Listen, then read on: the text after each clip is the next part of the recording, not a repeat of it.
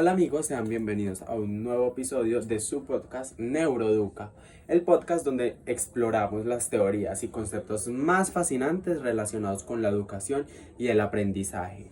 Mi nombre es Juan Esteban y hoy me acompaña mi gran amiga Laura.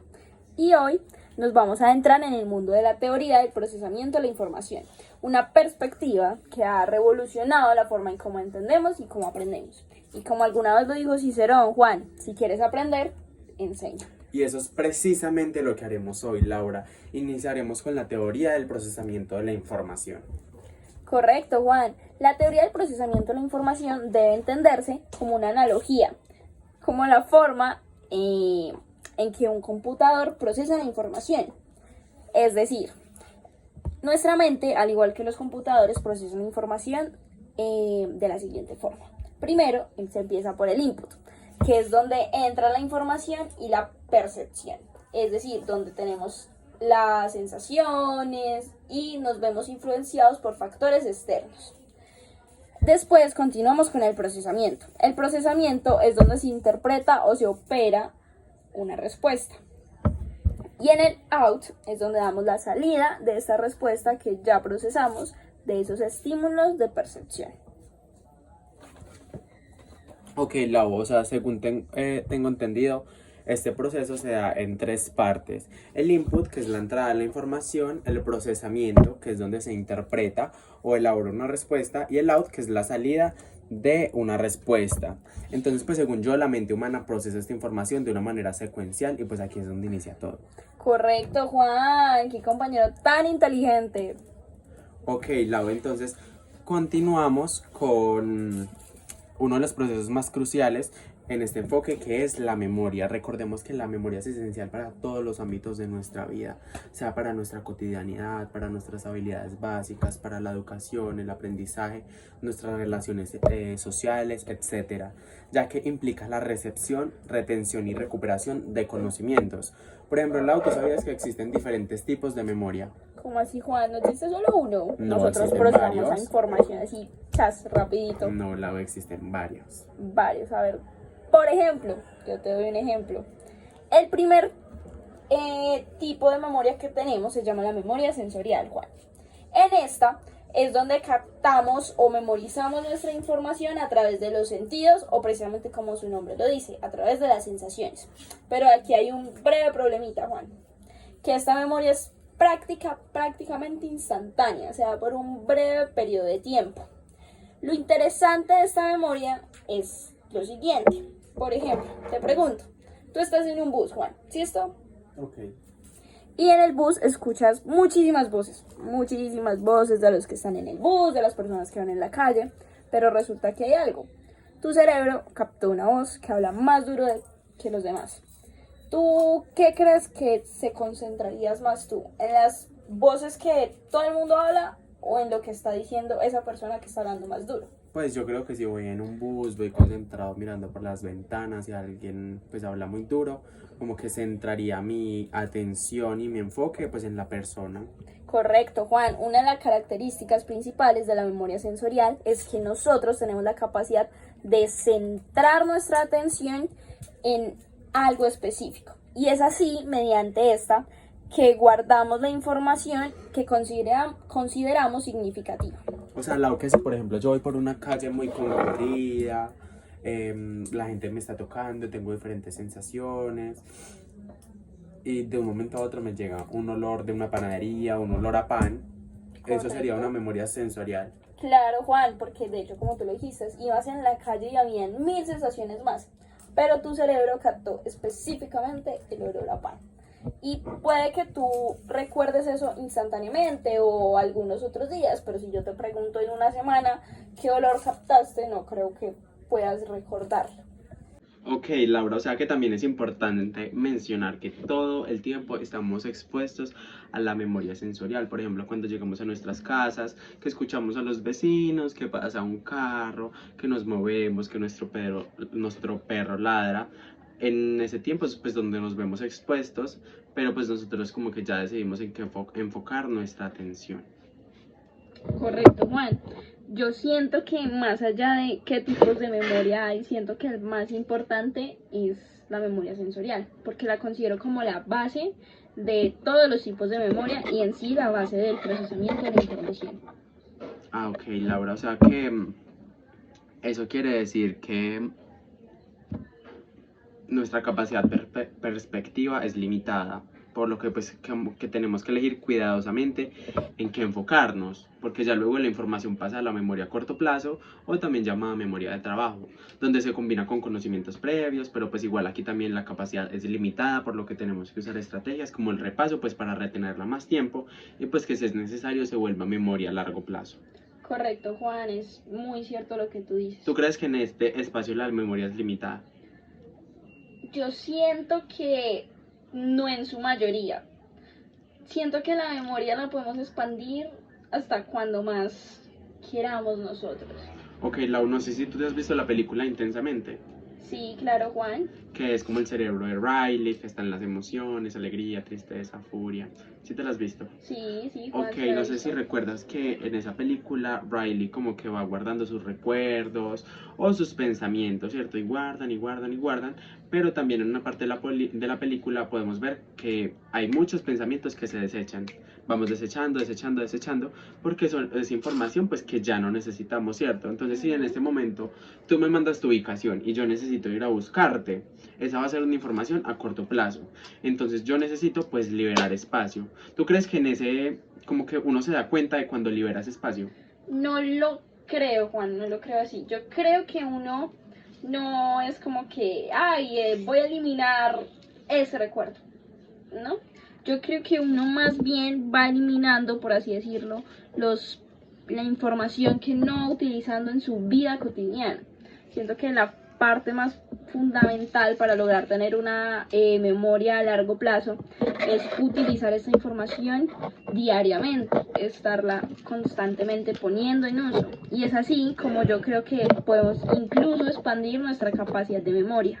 Si toda la información que empecemos a utilizar la empleamos en nuestra cotidianidad, nuestra memoria podría llegar a ser infinita, tendríamos muchas cosas que recordar. Exactamente, la uno es como que yo diga, mira, necesito aprender a multiplicar. Entonces de mi cerebro quiero borrar que desayuné ayer.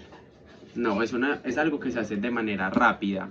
No es como que nuestro cerebro nos pide permiso para desechar la información, ¿no? Sino que es algo que se produce sin que nosotros lo notemos para pues retener más información que necesitamos de manera constante. Y como pues tú lo estabas diciendo, para que esta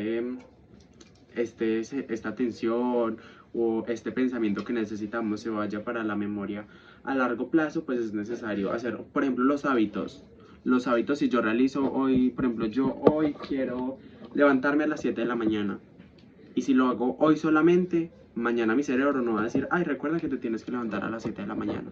No, porque pues no lo he utilizado en mi vida cotidiana, ¿cierto? Entonces, ¿qué tenemos que hacer? Yo me tengo que levantar un mes a las 7 de la mañana, mientras que mi cerebro se va acostumbrando y automatizando. Por ejemplo, cuando conducimos, que muchas veces, por ejemplo, si de acá yo voy al colegio, de acá yo me quiero ir al colegio, yo ya me sé el camino. Yo ya me sé el camino y voy manejando y muchas veces a uno se le olvida que va manejando. Pero eso no significa pues que vaya manejando mal, sino que es algo que ya está automatizado. Es un recorrido pues que ya está automatizado. Ahí es donde está la memoria a largo plazo. Correcto, Juan, pero te me has adelantado un poquito, porque esa automatización tiene muchísimo, como tú lo mencionaste, que ver con yo creo que es la más importante de los tipos de memoria, a lo que todos deberíamos aspirar a tener en nuestro sistema educativo y en nuestra concepción educativa, que es la memoria a largo plazo. Aquí, en la memoria a largo plazo, la información se almacena permanentemente, o sea, duramos con ella de aquí hasta que nos morimos. Alguna, claramente, pues no toda, pero en general la mayoría. Pero a veces hay información que se nos puede volver un desafío o dificultad para recuperar esa información. Pero aún así, esforzándonos, esa información sigue ahí, no ha desaparecido del todo. Por ejemplo, ¿tú has olvidado tu edad alguna vez? No, siempre recuerdo mi edad. ¿Te sabes tu apellido? Sí, O sea, también mi ¿te olvida tu nombre. apellido? Muy bien, correcto. pues sabemos que igual existen algunos casos como enfermedades mentales como Alzheimer o algún tipo de otra deficiencia que genere una pérdida de la memoria, pero en condiciones normales, la edad, el nombre de nuestros padres, nuestra casa, nuestra dirección, nuestro número de teléfono, nuestra identificación es algo que recordamos generalmente muchísimo tiempo. ¿Tú por qué crees que recordamos esto siempre? Porque siempre lo tenemos presente. Pues yo creo que es algo como que ya es en nuestra vida diaria. A mí desde que nací me dicen Juan Esteban y todos los días Juan Esteban, Juan Esteban, Juan Esteban. Entonces pues yo creo que ya es algo como imposible. Pues a menos de lo que tú decías, yo tengo que estar en todas mis capacidades para recordarlo. Y ya es algo como que ya es normal de mi vida diaria. A mí ya no se me hace extraño que me llamen Juan Esteban, ya es algo de mi vida diaria común. Yo todos los días voy al colegio, entonces ya me sé el camino, ya lo automaticé. Todo, siempre que llego a mi casa ya lo automaticé, el nombre de mis papás también ya lo automaticé. Entonces pues es información que utilizamos normalmente y pues que es necesaria para nuestra vida diaria. Correcto, Juan, y eso es lo que debemos buscar en la educación. Si hablamos de estos tipos de procesos de la información, por ejemplo, para adaptarlos a la educación, es necesario que los vinculemos desde la cotidianidad. O sea, por ejemplo, Lau, ¿tú crees que la memorización como se utilizaba en las escuelas tradicionales es necesario utilizarla ahora? Uf, qué difícil. A ver, yo siento que desde esa excesividad en la que existían en las escuelas tradicionales, no. Siento que es algo excesivo que más que aumentar o ser proactivo a la educación, generaba frustraciones, porque no era un... Es que ahí está el problema, no era una enseñanza memorística a largo plazo, era una enseñanza memorística a corto plazo. A ti antes en los modelos tradicionales te enseñaban las leyes de Newton y te hacían transcribir páginas de las leyes de Newton para que tú te las aprendieras. Pero no es como que yo saliera de la escuela en ese entonces y me fuera a utilizar las leyes de Newton a mi casa. Por ese tipo de situaciones es que no se aprendía. No se generaban esos aprendizajes significativos, que es como el rol de docente en la educación debemos cumplir a través de la memoria. Entonces, yo creo que ese tipo de memoria satanizada no. Pero yo creo que incluso en los modelos actuales se ha perdido esa enseñanza memorística y hace falta. Uno no puede satanizar la memorización. En los modelos actuales estamos muy acostumbrados a ser automatizados, es decir, yo ya no voy a captar mi atención en lo que está escrito en el tablero, sino que le voy a tomar una foto. Yo ya no voy a captar atención en lo que está diciendo mi profesor, sino que voy a grabar un audio.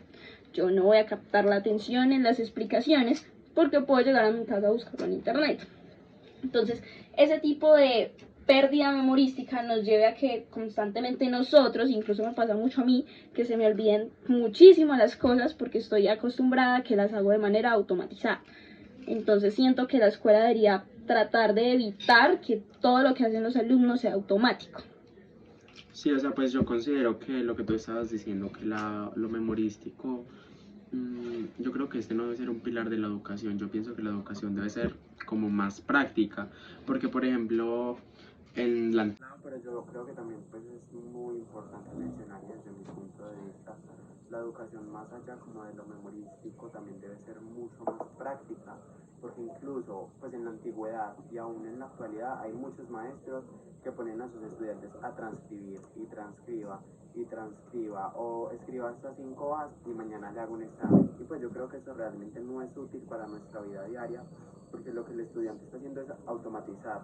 Dice, yo hoy estudio, para la evaluación mañana me sacó un 5 y ya, esa información se perdió. Y muchas veces es información muy útil. Entonces yo creo que los maestros de la actualidad, más allá de lo teórico, que no se le puede quitar su importancia, lo que tú estabas diciendo, que la memorización a veces es necesaria, pero yo creo que también se podría ayudar como de actividades más prácticas, actividades que marquen al estudiante y pues que se dé un aprendizaje significativo. Sí, claro, Juan, estamos de acuerdo en ese punto y aún así hay que seguir persistiendo en que como docentes debemos fortalecer que tampoco se pierda la memorización porque en cierto punto es esencial. Por ejemplo, en matemáticas es importante que aprendamos los números de memoria, las tablas de multiplicar de memoria, incluso los nombres de los animales. Pero por ejemplo, en las tablas de multiplicar, uno normalmente que ve en las aulas, que es el estudiante ahí, 2 por 2, 4, 3 por 3, 6. ¿Eso qué es? Memorizar. Nosotros como maestros podemos llevar actividades más prácticas, no sé, juegos. Igual pues que estamos hablando de matemáticas, que es un concepto pues un poco más complicado y más teórico, pero igual nosotros como maestros también podemos llevar como iniciativas o cosas que nosotros podamos observar que pues al estudiante como que lo va a marcar más y que lo va como a proyectar o a inspirar en él, pues que siga como educándose. Sí, claro, Juan, pero al final cada resultado va a seguir siendo memorizar las tablas.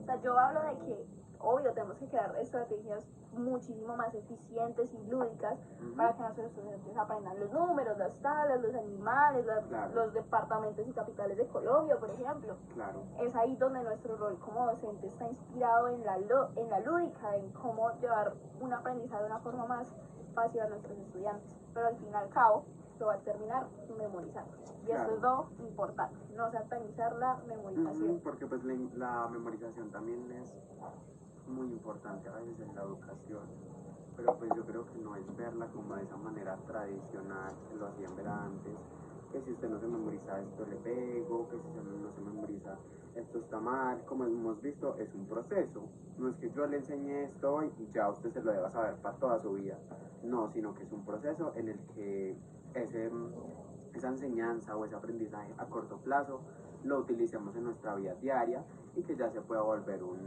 se pueda ir a la memoria a largo plazo. Claro que sí, Juan, en este punto totalmente de acuerdo contigo y creo que ya hemos finalizado por hoy nuestras discusiones, nuestras informaciones y nada, no queda más sino que agradecer a quienes nos escuchen y los esperamos, ojalá en un nuevo episodio. Claro, y recuerden que el proceso de la información es un fascinante enfoque para comprender cómo aprendemos y recordamos.